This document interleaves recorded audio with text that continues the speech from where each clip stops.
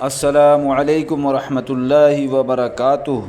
میں موبائل ہوں، قسط نمبر 2 لے کر حاضر خدمت ہوں۔ میں موبائل ہوں، مجھے تو لوگوں نے ہی بڑا مقام دیا ہے، حالانکہ میں اس مقام کے قابل ہرگز پہلے نہ تھا نہ آج ہوں۔ ہر چیز سے بڑھ کر مجھے رتبہ مل گیا۔ مجھے جب کسی طرح کی کمی محسوس ہوئی، کوئی نہ کوئی آ کر مجھے صرف سہارا ہی نہیں دیا بلکہ ترقی دیتا رہا۔ 2004 میں مارک زکربرگ نے فیس بک ایجاد کر کے میرے اندر نیا رنگ بھر دیا۔ اب کیا تھا، ہر شخص کے اندر میری دیوانگی بڑھتی گئی، یہاں تک کہ مرد تو مرد، عورتوں نے بھی مجھے خوب پسند کرنا شروع کر دیا۔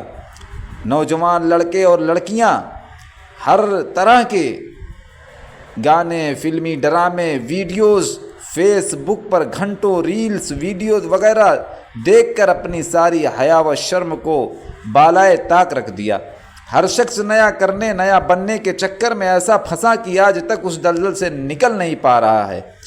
فیس بک سے لوگ اپنی حیا و شرم بیچ ہی رہے تھے کہ 2005 میں جاوید کریم، اسٹیو چین، چیڈ ہرلی نے یوٹیوب ایجاد کیا۔ اس نے آ کر میرے بازو ایسے مضبوط کر دیے کہ اب تک اس میں کوئی کمزوری محسوس نہیں ہوئی۔ اس کے آنے سے ہر طرح کی جھوٹی اور سچی خبریں عوام کو پریشان کرتی رہی ہیں، آج بھی کر رہی ہیں۔ آئے دن عجیب عجیب باتیں یوٹیوب کے ذریعے سے لوگوں تک پہنچتی رہتی ہیں، اور اسی پر لوگ اتنا بھروسہ کر بیٹھے ہیں کہ چاہے افواہ ہو یا جھوٹی خبر ہو یا سچی ہو یا بالکل فیک ہو، سب نے سوچنے سمجھنے کی صلاحیت کو ختم کر دیا ہے۔ سوچنے سمجھنے کے بجائے، تحقیق کے بجائے یوٹیوب کو اپنا بالکل پکا اور سچا پیشوا مان لیا، مقتدا مان لیا۔ اب تو ایسے ایسے سیریل اور فلمیں اور ڈرامے پیش کیے جا رہے ہیں کہ اس کو بھی لوگ سچا سمجھ رہے ہیں، حالانکہ وہ سب کے سب جھوٹ پر مبنی ہوتے ہیں۔ یہ میرا کمال ہے، جس سے لوگوں میں شک و شبہ، حیرانی و پریشانی اور ضرورت سے زیادہ ہوشیاری بڑھتی جا رہی ہے، کیونکہ یہ سیریل اور ڈرامے ایسے ہوتے ہیں جیسے لگتا ہے حقیقت پر مبنی ہے۔ کبھی جھگڑے کا ذریعہ میں بنا، کبھی نفرت کا پیش خیمہ، کبھی رشتوں کو توڑنے، کبھی غلط فہمی، کبھی صحت کو نقصان پہنچانا۔ یہ تو میرا بنیادی کام ہے۔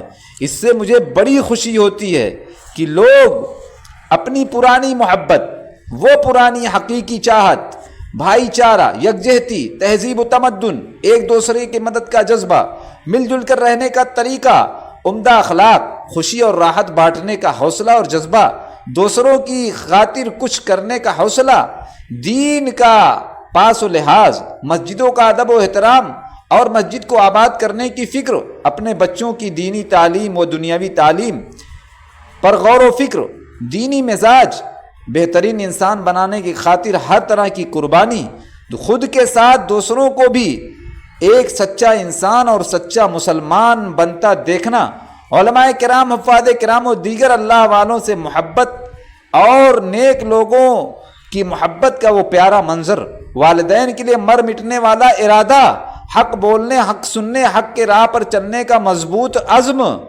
اور رشتہ داروں، پڑوسیوں، اساتذہ کرام، محلہ والوں، چھوٹے بڑوں کے حقوق ادا کرنے کی وہ پرانی فضا، یہ سب میں نے ختم کر دیے، کیونکہ مجھے ختم کرنے کا یہ بڑا اچھا موقع ملا۔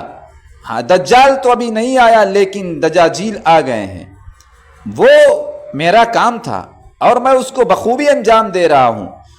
وہ پرانے دور کا ایک ایک خوبصورت منظر سب خاک میں نے ملا دیے۔